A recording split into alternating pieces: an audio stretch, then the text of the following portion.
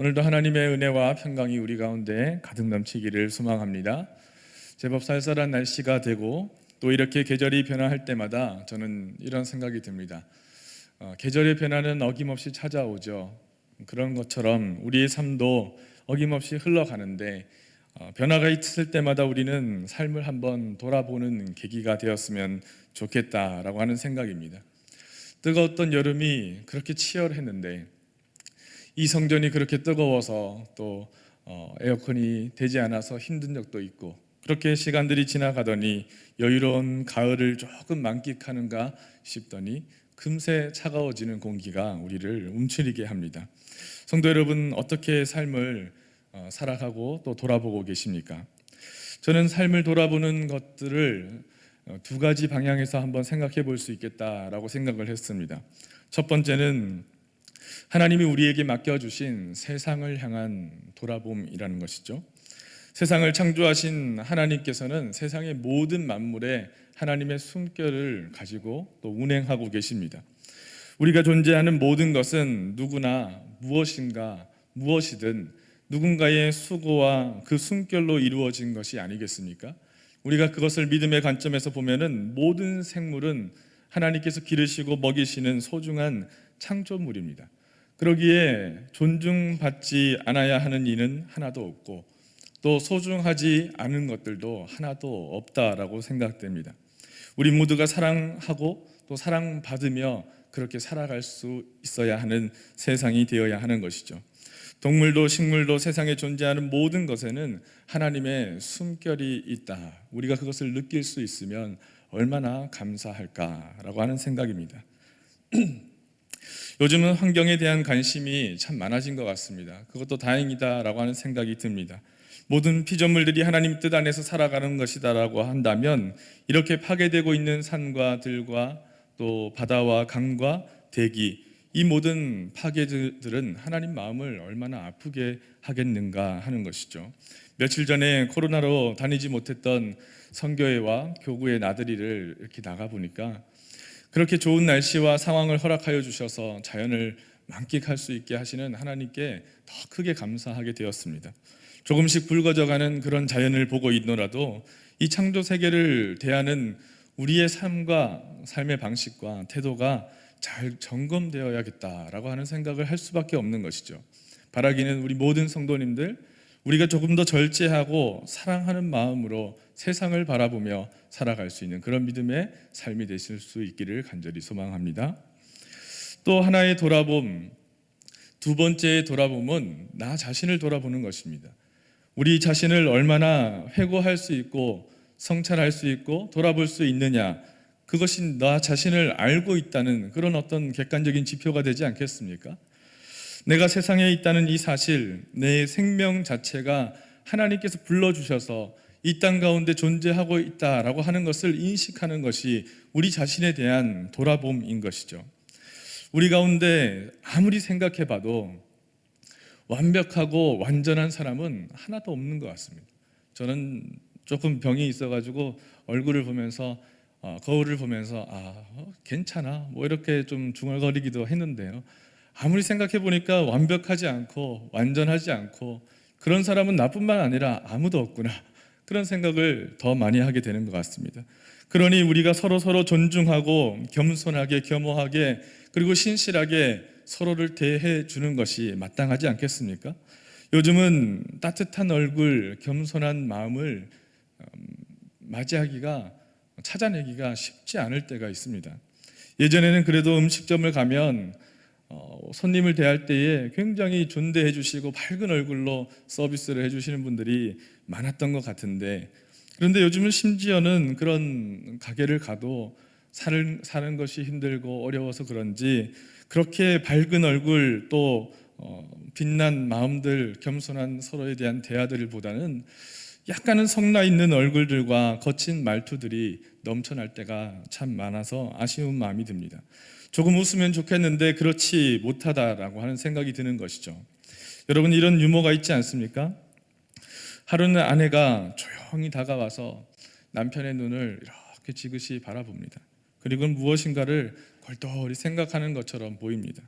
그러면서 생각에 잠기더니 이렇게 이야기를 합니다. 참 당신은 나에게 로또 같은 사람이에요. 그러자 당신 그 남편이 기분이 좋아져서 굉장히 고민을 많이 하고 말한 아내의 말에 문득 웃으면서 내가 정말? 그렇게 되묻습니다. 그러자 아내는 다시 확실하게 맞다는 고개를 끄덕끄덕하면서 이렇게 이야기를 하죠. 정말이에요. 정말 하나도 안 맞아. 이런 우스갯소리가 있지 않습니까? 여러분, 창조주 하나님을 믿고 살아간다라고 하는 것은 우리의 삶에 늘 하나님 주시는 평강을 가지고 살아가는 것을 의미하는 것입니다. 우리의 마음속에 평안과 기쁨이 우리의 마음을 주장하게 하라라고 하시는 것이죠. 우리의 마음속에 하나님을 향한 하나님께 주시는 평강이 우리의 마음을 주장하게 단단히 붙들고 살아갈 수 있게 그렇게 살아가라 말씀하시는 것이 하나님을 믿고 살아간다라고 하는 것입니다. 우리는 이런 이중적인 책임 두 가지의 돌아보는 책임을 가지고 살아가는 것이죠. 그러기에 믿음을 가지고 살아간다는 것은 쉬운 일이 아닙니다. 자꾸만 돌아보고 자꾸만 다시 생각하고 그렇게 거스르며 살아가는 것이기 때문에 쉽지 않게 살아가는 것이 믿음이라고 하는 것입니다. 예수님을 보면 그렇지 않습니까? 우리의 시선이 아닌 하나님의 시선을 가지고 살아간다는 것, 그것이 믿음으로 살아가는 것이기 때문에 우리는 하나님 뜻대로 살아가는 것입니다. 하나님 바라보며 살아가는 것입니다. 하나님께서 기뻐하실 그 일을 위해서 예수님처럼 살아가는 것입니다. 모두가 같은 믿음의 삶을 의미하는 것이죠. 그런데 이것을 조금 다르게 표현하면 참 세상 물정 모르고 살아가는 것입니다. 세상과는 반대로 살아가는 것입니다. 세상의 흐름과는 전혀 다르게 살아가는 것입니다. 남들이 고민하고 힘들고 어려울 때 나도 힘들고 어렵지만 웃을 수 없지만 웃으며 살아갈 수 있겠다. 내 마음속에 평강을 주시는 하나님의 그 믿음의 고백 가운데 응답하시는 놀라우신 섭리 가운데 우리는 웃을 수 있겠다. 그렇게 생각하며 살아가는 것 아니겠습니까? 하나님의 안목을 가지고 세상의 안목이 아니라 하나님의 안목을 가지고 살아가는 것이라는 거죠. 그런 걸 아셨기 때문에 주님께서는 세상에서 살아갈 제자들에게 이렇게 신신당부하십니다. 요한복음 16장에 보면 이것을 너희에게 이르는 것은 너희로 내 안에서 평안을 누리게 하려 함이라. 세상에서는 너희가 환난을 당하나 담대하라. 내가 세상을 이기었노라 라고 말씀하십니다. 바라기는 우리 왕중의 귀한 성도님들 세상을 이기는 믿음 가지고 살아갈 수 있기를 축복합니다. 본문에서 바울 사도는 데살로니가 교인들에게 그 주님의 말씀이 각처에 속히 퍼져나갈 수 있도록 기도해 달라고 그렇게 부탁하고 권면하고 있습니다. 너희가 기도할 것 1절 말씀에 그토록 형제들아 너희는 우리를 위하여 기도하기를 주의 말씀이 너희 가운데서와 같이 퍼져나가 영광스럽게 되고 이렇게 되기를 기도해 달라고 강력하게 주장하고 있습니다. 하나님의 말씀이 진리임을 믿고 살아가는 사람들, 하나님께서는 구약의 이스라엘 백성들에게도 늘 하나님의 말씀대로 살아가라 이렇게 권면하셨지 않습니까? 예수님도 제자들에게 그리고 그 제자들과 오늘 만나는 바울 사도도 만나는 모든 이들에게 하나님의 말씀이 전달되기를 강력하게 권면하고 있는 것입니다. 하나님 말씀대로 살아갈 때에 세상을 아름답게 하고 하나님 창조하신 그 질서대로 세상을 기쁘게 살아갈 수 있게 하고 또 그렇게 사람들을 새로운 존재로 새로운 시각으로 낙심하여져 있던 사람들에게 격려할 수 있는 마음에 희망이 생겨나는 그런 세상으로 살아갈 수 있게 하시는 그 원동력은 하나님 말씀 안에 있다라고 하는 것을 분명하게 이야기하고 있습니다. 성도 여러분, 우리에게 말씀의 능력이 있고 하나님의 뜻이 있어서 그 말씀대로 행할 때에 우리의 삶을 통해서 하나님의 나라가 확장되어지고 영광이 드러날 것을 믿으며 살아가십니까?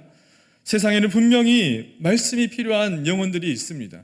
하나님의 말씀과 은혜가 필요한 사람들이 있습니다. 힘들고 어렵게 살아가는 사람들이 너무나도 많이 있습니다. 그런 목마름과 아픔과 또 그리움과 힘듦과 간절함을 품고 살아가는 사람들이 하나님의 말씀, 은혜를 만나면 놀라운 사건들이 벌어질 줄로 믿습니다. 씨 뿌리는 사람의 비유를 한번 생각해 보십시오. 농부가 씨를 뿌립니다. 그런데 소실이 열매가 많지 않습니다. 대부분 허비되고 낭비되는 것처럼 보여집니다. 그러나 알찬 결실을 맺는 땅이 있다라고 분명히 말씀하시지 않습니까? 우리는 농부라면, 우리가 말씀을 뿌리는 것이라면 싹이 나지 않는 그곳에서 계속해서 씨를 뿌릴 때에 하나님께서 반드시 열매 맺게 하신다라고 하시는 것입니다.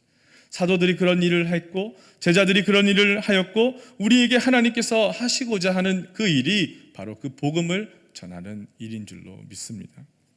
바울 사도는 그렇게 살아가는 교인들에게, 데살로니가 교인들에게 심술궂고 악한 사람들이 있으니 조심하고 그 악한 사람들에게서도 벗어날 수 있도록 기도해달라라고 부탁을 하고 있습니다. 아무리 선한 마음을 가지고 살아가도 늘 선한 일들만 일어나지 않기 때문에 너희가 기도해야 한다라고 하는 것입니다. 세상에는 선을 악으로 갚는 사람들이 의외로 많습니다.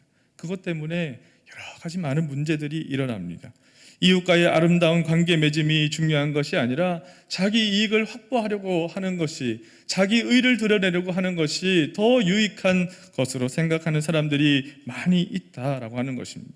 선한 마음으로 다가가는 이들에게 그것을 다치게 하는 일들도 비일비재하게 일어나고 우리도 그런 경우를 당할 때가 많이 있습니다. 그러나 이런 행동들은 매우 악한 행동이라고 할 수 있는 것이죠. 그런데 돌아보면 우리도 그럴 때가 있다라고 하는 것입니다. 크든 작든 남 잘 되는 꼴은 못 본다라고 하는 식의 생각을 우리가 가지고 있는 것은 아닙니까? 혹시라도 그런 불편한 마음이 있다면 그런 생각들은 모든 경우에라도 조금이라도 다 버리시기를 권면합니다. 나도 잘 되고 당신도 잘 되고 나도 축복받고 당신은 더 축복받으며 살아가십시오. 그런 격려와 응원과 사랑이 우리 모두에게 가득가득 넘쳐나기를 간절히 소망합니다.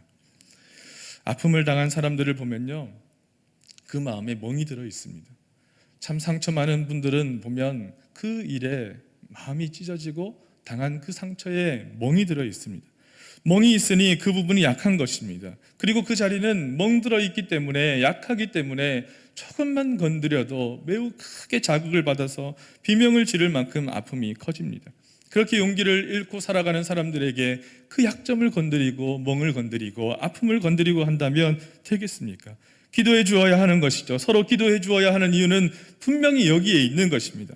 너무나도 아프기 때문에 서로 기도하며 우리에게 참 생명을 주신 하나님의 그 모습대로, 창조하신 섭리대로 건강하게 강건하게 살아갈 수 있도록 상처를 싸매어주고 격려하고 위로하고 세워줄 수 있는 그런 모습이 믿음의 성도들이 합당하게 살아가는 모습이 되어야 하는 것이죠. 또한 저는 믿기는 그 기도를 들으시는 하나님께서 반드시 살아계심을 믿습니다. 그리고 그 하나님께서 세상의 풍파가 우리를 잠깐 위태롭게 할 수는 있으나 그러나 하나님께서 여전히 살아계시기에 우리를 완전히 무너뜨리지 못하게 하시며 창조주 하나님께서 섭리자이신 크신 하나님께서 우리를 돌보아 주셔서 약한 한 사람 한 사람에게도 기도할 때에 하나님의 놀라운 역사로 임하여 주실 줄을 믿습니다.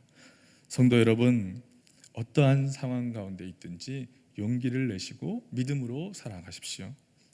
오늘 말씀 3절 4절 말씀에 주는 미쁘사 너희를 굳건하게 하시고 악한 자에게서 지키시리라. 너희에 대하여는 우리가 명한 것을 너희가 행하고 또 행할 줄을 우리가 주 안에서 확신하노니 라고 말씀합니다. 바울 사도는 데살로니가 교인들에게 복음적인 삶을 너희가 꾸준히 잘 살고 있고 또 앞으로도 그렇게 너희가 살아갈 것임을 내가 확신한다 라고 확신하고 있습니다. 그런데 이것은 확신이 아니라 동시에 그 교인들을 격려하고 있는 것이죠. 남아프리카 부족 중에 한 부족이 이런 이야기가 있다고 합니다. 다른 부족들은 늘 전쟁을 하고 부족끼리 싸우고 또 그 안에서도 서로 힘겨루기를 하면서 부족 안에서도 싸우는 일들이 비일비재하게 일어났는데 한 부족은 그러지 않는다라고 하는 것이죠. 그래서 학자들이 그 이유를 한번 알아보고자 그 부족을 살펴보기 시작했다고 합니다. 하루는 마을에서 범죄한 한 사람이 있어가지고 그 사람을 마을 한복판에 불려 나와서 마을 사람들이 많이 모여서 모든 일을 멈추고 그 일을 주목하고 있는 것이었습니다. 아마도 저 사람은 죄를 지었으니 이제 돌을 던지고 비난을 가하고 형벌을 정하겠구나 하는 생각을 했는데 오히려 웬걸 이렇게 이야기하는 것입니다. 사람들이 한 명씩 한 명씩 돌아가면서 그 사람이 이전에 행했던 장점과 선행들을 이야기하게 되는 것이죠. 어떤 사람이 이렇게 이야기합니다. 이 사람은 전에 우리 집에 지붕을 고쳐주었는데 내가 그 지붕에서 아직까지도 우리 가족들과 정말 안전하게 잘 살고 있습니다. 감사합니다. 또 한 사람이 이야기합니다. 난 지난번에 저 청년이 내가 무거운 짐을 지고 갈 때에 도와주어서 정말 수월하게 갈 수가 있었어요. 참 고맙습니다. 그렇게 칭찬을 하는 것이요.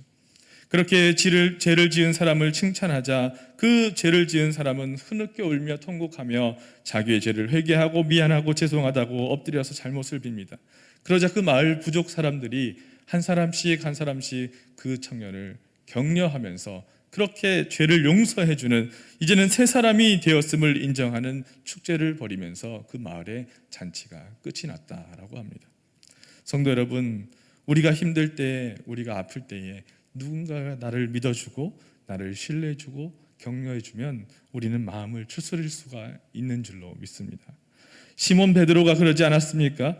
요한복음 1장 42절에 데리고 예수께로 오니 예수께서 보시고 이르시되 내가 요한의 아들 시몬이니 장차 게바라 하리라 하시니라. 게바는 번역하면 베드로라 하셨던 주님의 말씀. 여러분, 이 말씀이 있기 때문에, 이 음성이 있기 때문에 베드로는 그 자리 가운데서 마음을 추스릴 수 있었던 것입니다. 내가 주님을 배반했고 물에 빠지고 부인하고 주저하고 걸려 넘어졌던 그 모든 일들이 기억나지만 베드로는 너는 베드로라 게바라 내 믿음의 반석 위에 세워지는 나의 자녀라 하는 그 주님의 사랑을 기억하고 주님께서 그렇게 격려해 주셨기에 마음을 추스리게 될 수 있었다라고 하는 것입니다. 여러분, 믿음이라고 하는 것이 무엇입니까? 믿음, 여러 가지 많은 생각들을 하게 되지만 믿는다는 것은 믿는 것입니다. 신뢰하는 것입니다. 믿음이라고 하는 것은 믿는 것입니다. 신뢰하는 것입니다. 그러니 사랑하는 것이죠. 사랑하기에 믿을 수 있는 것 아니겠습니까? 어떻게 불확실한 상황 속에서 살아가는 우리들의 불편하고 불안한 마음들이 이렇게 많이 있는데 사람을 믿고 신뢰할 수 있겠습니까? 사랑하기에 가능하고 믿음은 그렇게 사랑할 수 있게 만들어주는 것이 믿음이라고 하는 것입니다. 우리는 서로 믿지 못하는 세상 가운데 살아가고 있습니다. 때로는 그것 때문에 우리가 참 힘들고 어려울 때도 있습니다. 그러나 성도 여러분, 우리가 주님을 믿지만 누가 또 우리를 믿어주십니까? 주님께서 우리를 믿어주시는 줄을 기억하시길 바랍니다. 우리가 당신의 일을 함께 하자고, 당신의 그 사역들을 감당하라고 주님께서 우리를 불러주셔서 이 자리 가운데 있게 하셨기에 우리가 오늘도 주님의 일들을 감당하면서 여기에 있는 것이죠. 주님이 우리를 사랑하시고 또 우리가 주님을 사랑합니다 고백하며 살아갈 수 있는 것이 큰 축복인 것입니다. 오늘 본문 5절 말씀에 보면 주께서 너희 마음을 인도하여 하나님의 사랑과 그리스도의 인내에 들어가게 하시기를 원하노라 라고 고백을 합니다. 바울은 사람의 의지가 얼마나 연약한지를 잘 알고 있었기에 너희는 너희의 마음을 인도하여 주셔서, 하나님께서 너희의 마음을 인도하여 주셔서 너희가 그래서 사랑할 수 있게 되어지기를 간절히 기도하고 또 기도한다라고 고백하는 것입니다. 로마서 7장에는 이런 고백이 있습니다. 내 속 곧 내 육신에 선한 것이 거하지 아니하는 줄을 아노니 원함은 내게 있으나 선을 행하는 것은 없노라 라고 한탄합니다. 정신을 차리지 않으면 우리는 선한 것을 행할 수 없는 세상 가운데 살아가는 것 같습니다. 나 자신을 정신 차리고 돌아보지 않으면 나 자신도 선한 것을 다 잃어버린 채 살아가는 것이 우리의 모습일지도 모릅니다. 하나님께서 성도의 마음을 이끌어 주셔서 사랑과 인내로 하나님 주님 바라보며 믿음으로 살아갈 수 있게 도와주십시오 기도하지 않으면 우리는 그렇게 살 수 없을지도 모르는 것이죠. 성도 여러분, 선한 방향을 잃어버리지 않고 믿음으로 살아갈 수 있게 되기를 바랍니다. 그것을 위해서 더욱더 인내하며 기도하실 수 있기를 바랍니다.